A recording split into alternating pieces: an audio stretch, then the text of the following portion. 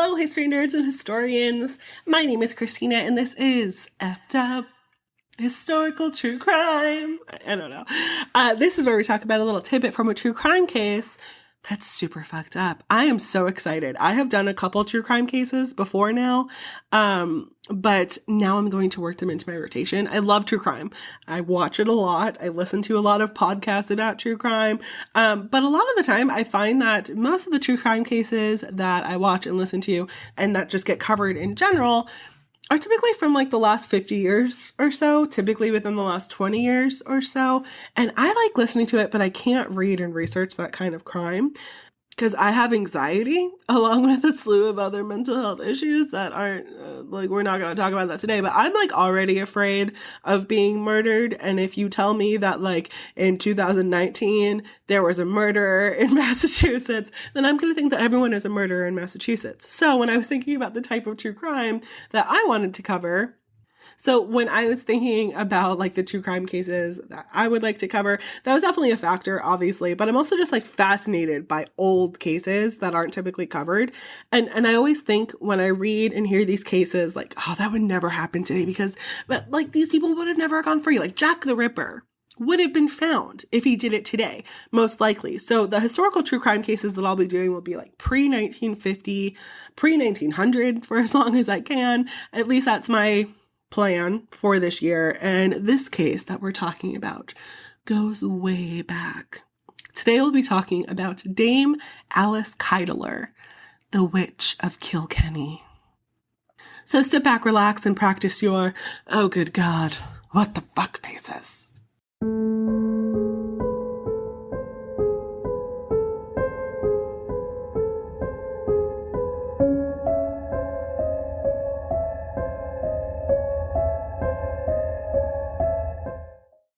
Alice Kyteler was born in Kilkenny, Ireland in 1263, although that is disputed among some sources. But in the rest of my research, it makes the most sense saying that she was born in 1263. So yeah, we're going way back. And that's why it's kind of hard to find like concrete information. I don't have access to all of the historical records because they are in Ireland and I'm not flying to Ireland just for this true crime case when I don't even make money off of this podcast yet. So these are all things that I found off of the internet. Regardless, she was born over 750 years ago. And with that, it's hard to know like what exactly of her case is propaganda and what exactly is truth. So this whole case is kind of like fun and fantastical, but we're going to try and stick as close to the truth as possible. Her parents were merchants from Belgium that moved to Ireland after the Norman conquest. She was an only child, so when her father died when she was a young woman, she inherited a lot of his money and property, which is awesome for her, especially for the time. Like when I think about medieval and Renaissance time periods, even into like the Victorian time period, I always think of the male primogeniture, however you pronounce that word, where like the oldest male heir gets everything, even if he was like a distant cousin or something, which, by the way, I didn't know was still a thing until like 10 years ago in England. So that is only very recently not the case in England and all of like the UK anymore. So that's fun. The misogyny is coming from inside the house. When Alice was a teenager, she married her first husband, William Outlaw. He was an associate of her father's, and he was about 20 years older than her. He was very wealthy. He was a merchant, but he was also a moneylender. Together, they had one son, also named William. And I couldn't find when he was born in the limited research that I found, but he was declared an adult in 1303. And that tells me that he was probably born around the mid-1280s or so, a couple years after they were married. He was actually pretty successful. There are records that say that he was the mayor of Kilkenny at some point, and that he helped her with all of her businesses and finances even after her husband died. Her first husband, William, he died around the year 1300 or so, leaving Alice and their son all of his money and property and businesses. I read that at one point they had upwards of $3,000, which doesn't sound like a lot, but during that time period, a yearly wage was $3. So, could you imagine? Like, I'm pretty sure that my husband spent more on my coffee this morning at Dunkin' Donuts. One of the businesses that she opened that her son helped her run was an inn called Kyteler's Inn, and it's still actually in operation today. You can go there for some sumptuous supper. I told my husband, like, we're planning on trying to go to Europe. I mean, when COVID is no longer a thing, so probably like in 20 years, because nobody wants to get vaccinated and nobody wants to wear a mask. But actually, Kyteler's Inn still stands. So we've actually put that on our agenda for when we do go to Ireland, because that just sounds like so much fun. Now, it's said that Alice's Inn was a place of merrymaking and good cheer, and people would come from all over. It's also said that Alice may have been a little bit of a flirt, and that wealthy men would come to Alice's Inn to shower her with gifts and get a little bit of her affections and perhaps other things, a little attention from Alice. I mean, who knows? I mean, her husband was significantly older than her. I think it's most likely safe to assume that their marriage was not based on love, you know? So I'm not going to judge. This bitch sounds smart as fuck for the time period that she is in, and like, more power to you. In 1302, she married her second husband, Adam Leblund, who was also a merchant and a moneylender. Very, very wealthy. The same year, they were both actually briefly accused of killing her first husband, but nothing actually came of it. But just like in Salem, and like the witch trials that happened in Salem, sometimes things that happen earlier in someone's life can come back to bite them later on, but we'll get to that. So in 1307, 5 years after they got married, he did something called quit claiming to Alice's son, William. Now, that meant that he handed over everything that he owned and canceled any debts that William may have owed him, which was a little weird because he had children of his own from another marriage. So, like, why was he giving all of his money and his goods and his businesses to his wife's son and not leaving any for his own children? A little suspicious, but a few years later, around 1309, 1310 or so, Adam Leblund died mysteriously after a, quote, drinking spree. But our girl Alice was not single for long, because later that year she married her third husband, Richard Duval, who was a wealthy landlord who owned a lot of property. But poor Alice can get no break. And this husband died strangely around 1316 out of nowhere in the prime of his life after consuming a, quote, sumptuous supper. Poor Alice. She was so distraught because her stepson was withholding all the money that she was supposed to get when her husband died. So she took him to court to take back what was lawfully hers, the only thing remaining of her dear, poor, unfortunate husband. Poor Alice. Poor rich Alice. Poor rich widowed Alice. Poor rich widowed Alice, whose husbands all died under mysterious circumstances. Now, if you're saying, Krystina, this all sounds a little suspicious, you are not alone. In 1320, Alice married her fourth husband, Sir John Lepore.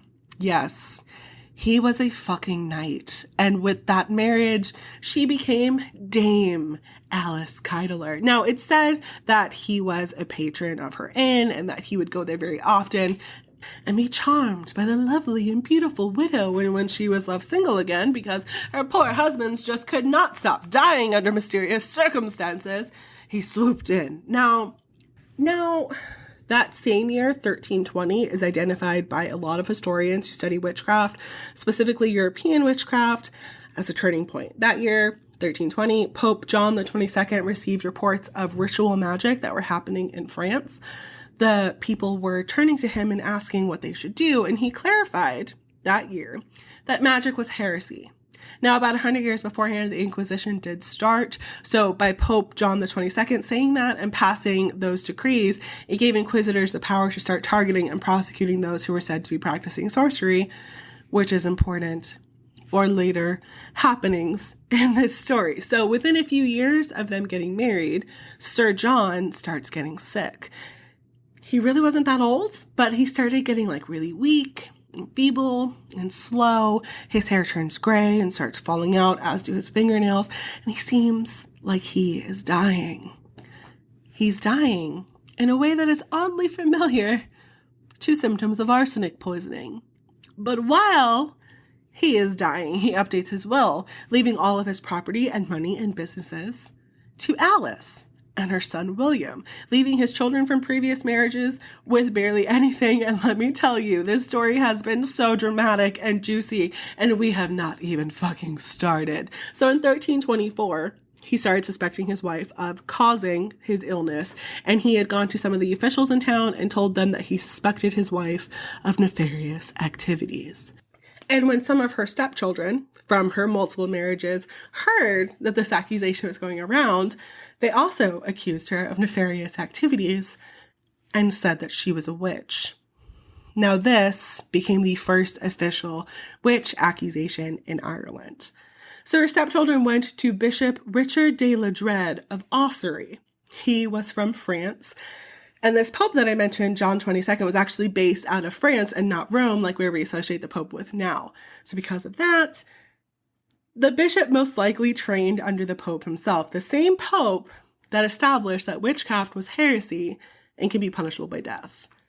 There are some people who think that this bishop was trying to win favor with this witch-hating pope and trying to like make a big name for himself. So when these accusations came forward about the wealthiest woman in Kilkenny, if not one of like the wealthiest women in all of Ireland, being a witch, the angels parted the clouds and sang down unto him. So Bishop Richard de la Dread of Ossory made 7 indictments against Alice, her son William, and some of the people who worked at the inn with her. So these accusations included that Alice and her accomplices denied God and the church and didn't do their Christian duties, that they sacrificed animals, specifically roosters, to Robert Artisan, who was a demon. Alice and her associates were also accused of sacrificing other animals to him as well, and Alice was accused of having sexual relations with him. They were also accused of being fortune tellers, parodying religious ceremonies at night by candlelight, making potions out of rooster intestines, certain horrible worms, herbs, nails of a dead man, hair, brains of unbaptized children, all boiled in the skull of a robber over an oak fire. Then possessing these potions were a different accusation. These potions and powders were said to have been found by her 4th husband, and that is how he knew he was being poisoned and bewitched. So the bishop brought forth all of these accusations and ordered for Alice to be arrested as a witch, and then after that he excommunicated her from the church.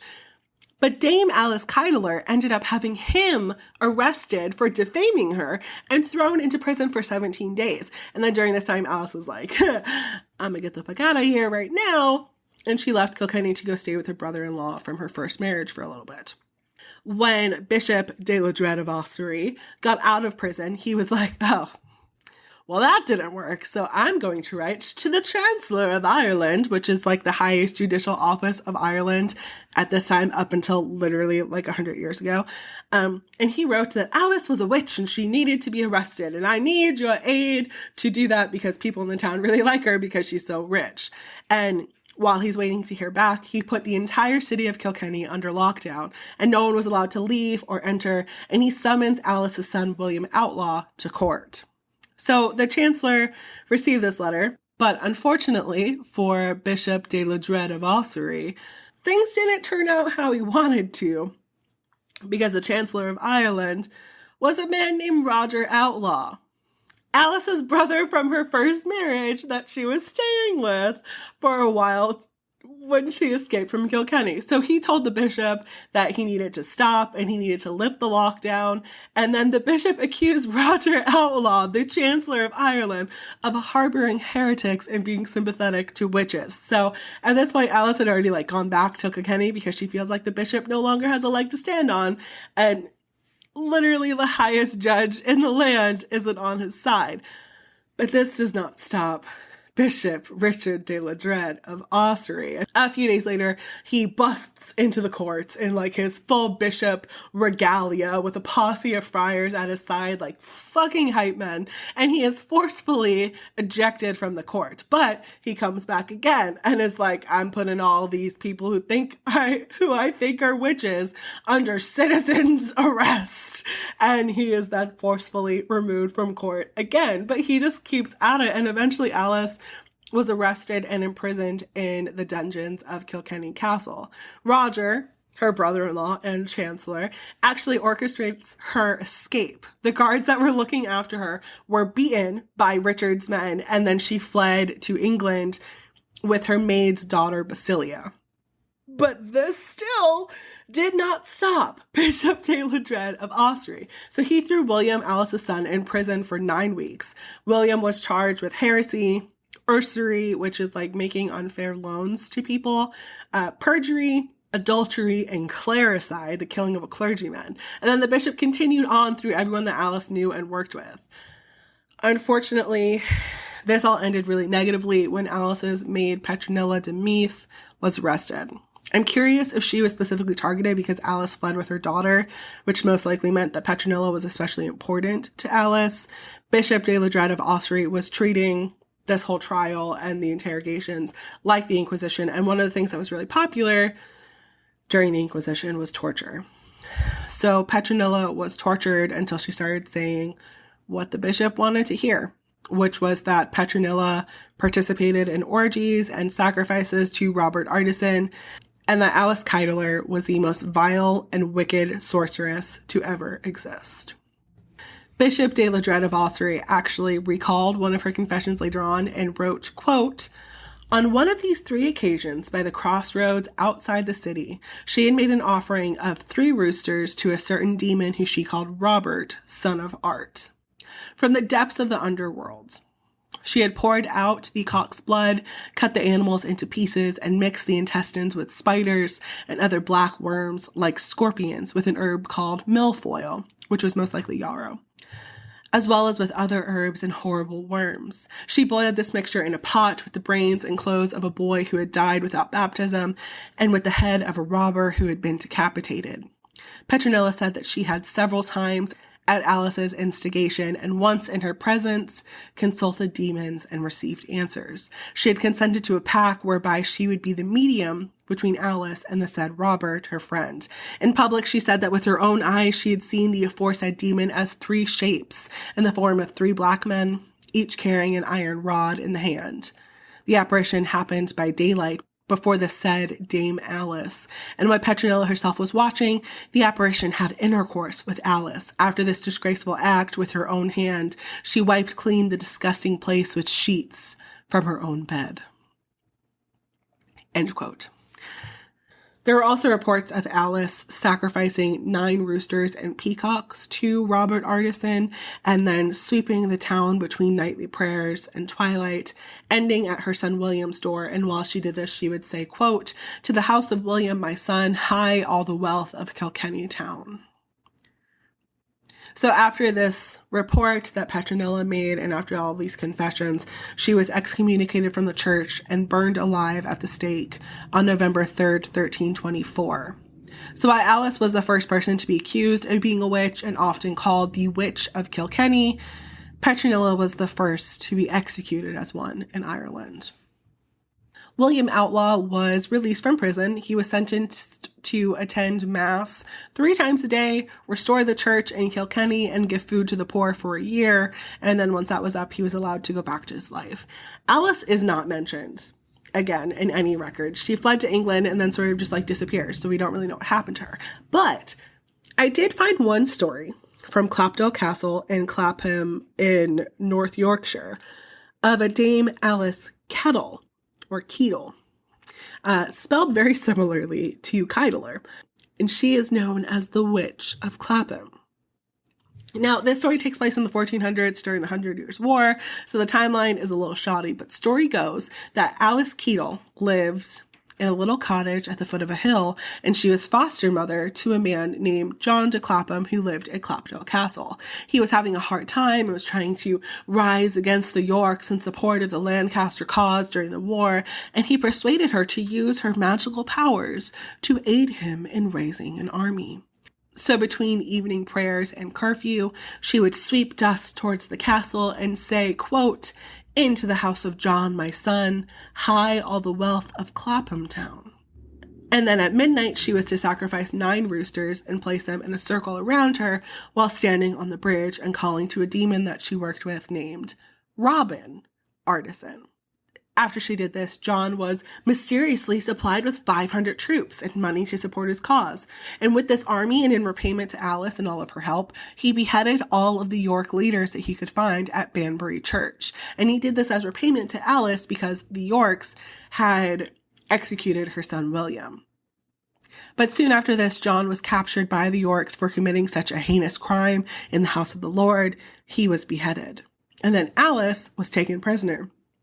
She was taken to the Lancasters and tried before the Irish Bishop of Offaly. She was sentenced to restore the Church of Clapham, and later on, when she died, she was able to be buried in holy ground. So, weird similarities. This is a ghost story that's told at Clapdale Castle, from what I've found, where they tell like the whole little story, and then they say, and her ghost still haunts the halls even today. Ooh. But like strange similarities between Dame Alice Kyteler of Ireland and this Alice Keetle. So you have her name, first off, Keetle versus Kyteler. Even though her name in England is pronounced differently, it's spelled really similarly. So Keetle is spelled Ketyll, and then Kyteler is Kyteler. And England, she was working with Robin Artisan compared to Robert Artisan. She has a son named William in both. And then you have the Bishop of Offaly with an F in England versus Ossory with an S in Ireland. There are also similarities in the spells that she would do, although in Ireland it was for her son William, whereas in England it was for her foster son John. And then her son, William, had to restore the church in Ireland, whereas in England, she was one who did it. So there are definitely similarities. Maybe she went to Yorkshire, and then the story just sort of like, got jumbled with the timeline. Unless she was like over 200 years old, but that's the story that's told at Clapdale Castle. Except, just like so many other ghost stories, the foundation is just malarkey. There is no record of an Alice Keetle or John de Clapham or her son William in Yorkshire. There's also no record of a trial of an Alice Keetle before the Bishop of Offaly. So it seems like the people at Clapham Castle were really inspired by the story of Alice Kyteler and then incorporated her into the Clapdale mythology and folklore. So this is why I have an issue with ghost stories and ghost tours. But it's still all good fun to go to it. It's still all good fun to have an experience and stuff. But always take ghost tours with a grain of salt. So that is the story of the Witch of Kilkenny and possibly how her ghost lived on in Yorkshire over 100 years after her escape from her execution. But honestly, the real tragedy of this story that tends to be overlooked because Alice Kyteler and her fight with the bishop is so dramatic and so juicy that people tend to overlook the real tragedy, which is the real execution of Petronilla, which is the first convicted witch of Kilkenny.